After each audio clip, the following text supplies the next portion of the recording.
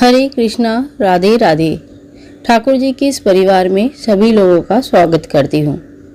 दोस्तों, इस वीडियो में हम आज बात करेंगे कि ठाकुर जी की जो कपड़े हैं, जो वस्त्र उनको पहनाया जाता है या तो फिर जिस आसन में उनको बैठाया जाता है, मंदिर में जो पर्दे लगाया जाता है, क्या हम उसको घर पे धो सकते हैं और क्या हमें उन्हें धोना चाहिए? तो चलिए दोस्तों, शुरू करते हैं आज का वीडियो। सबसे पहले तो हम ये जान लेते हैं कि मंदिर में जो पर्दे लगे हैं या तो जो आसन के ऊपर ठाकुर जी विराजमान है, उनको शुद्ध रखना, साफ रखना बहुत ज़रूरी होता है।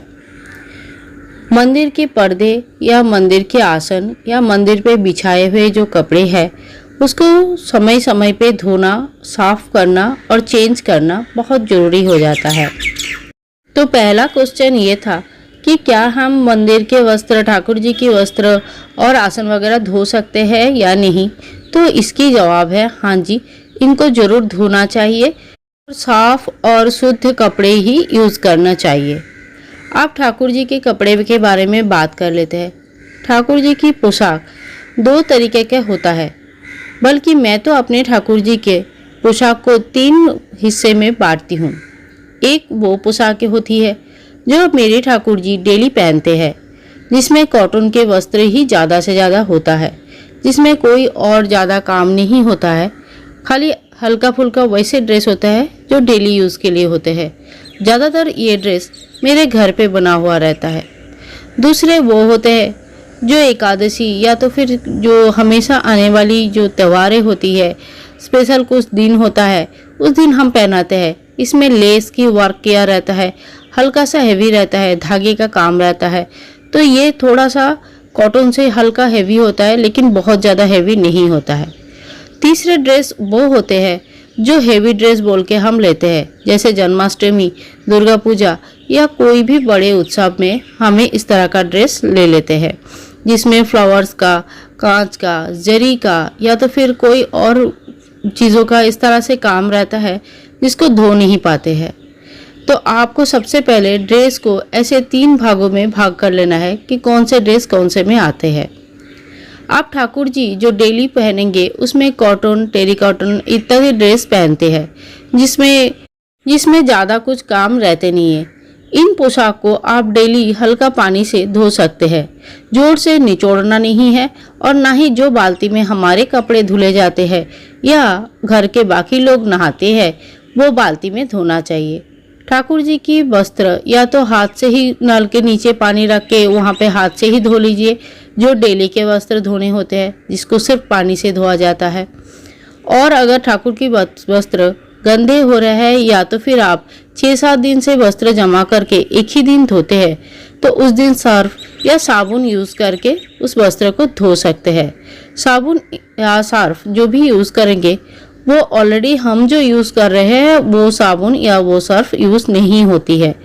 नया साबुन हमेशा ही यूज़ करें और बाथरूम की जगह कहीं ऐसी जगह पे ठाकुर जी के कपड़े धोए जहाँ पे हम खुद नहाते नहीं हैं या तो फिर हम खुद शुद्ध होने के लिए जाते नहीं हैं, जैसे कि बैल्कनी या किचन में या कोई बड़ा सा टब लेके उस टब में सर्फ डाल के, साबुन डाल के उस पर डुबो दिया।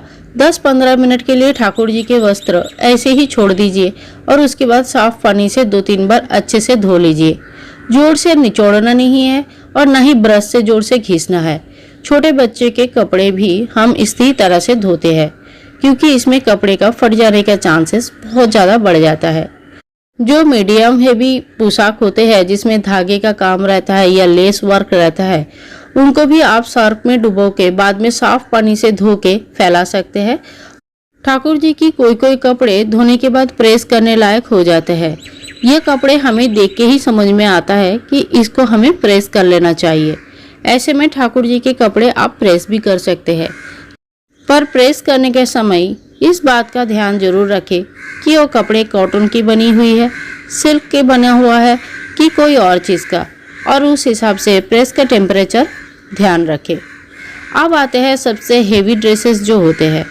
हेवी ड्रेसेस में बहुत सारा फूल या तो फिर कोई और पैचेस इत्यादि वर्क रहता है, जिसको घर में नहीं धोया जा सकता है और धोने से इसको ख़राब होने का चांसेस बहुत ज़्यादा होता है। ऐसे में आप इन सारे पोशाक का ड्राई क्लीनिंग कर सकते हैं। और कहीं अगर ऐसी पोशाक सिर्फ कुछ ही घंटों के लिए ठाकुर जी पहनते हैं कोई त्यौहार में और फिर इनको दोबारा पैक करके रख दिया जाता है, तो ऐसे में उस पोशाक को गंगाजल डाल के छींटे मार के शुद्ध करके फिर से जैसे पैकिंग था वैसे ही पैकिंग करके रख सकते हैं। पैकिंग करके रखने से पहले उनको उस कपड़े को अच्छे से धूप में सुखा लीजिए, ताकि अगर पूजा के दौरान पानी या तो फिर ऐसे कोई चीज़ कपड़े में गए हो तो वैसे ही पैकिंग करके रख देंगे तो बाद में कपड़े ख़राब होने की चांसेस है। इसलिए कपड़े पूरी तरह से सूखा होना चाहिए जब आप उसको पैकिंग कर रहे हो। पैकिंग करने के टाइम पे इसमें नैप्थलीन वगैरह या कपूर के दाना रख सकते हैं। इससे कपड़ों में गीलापन में ख़राब नहीं होती है। बारिश में भी कपूर के दाना या नैप्थलीन वगैरह रख देना बहुत अच्छा रहता है। इससे कपड़े में स्मेल नहीं आती है और कपड़े सही रहती है। आशा करती हूँ ये वीडियो आपके लिए बहुत यूज़फुल रहा होगा। अगर अच्छा लगा है तो लाइक शेयर कमेंट जरूर करना। मिलते हैं एक नया वीडियो में, तब तक के लिए जय श्री कृष्णा, राधे राधे।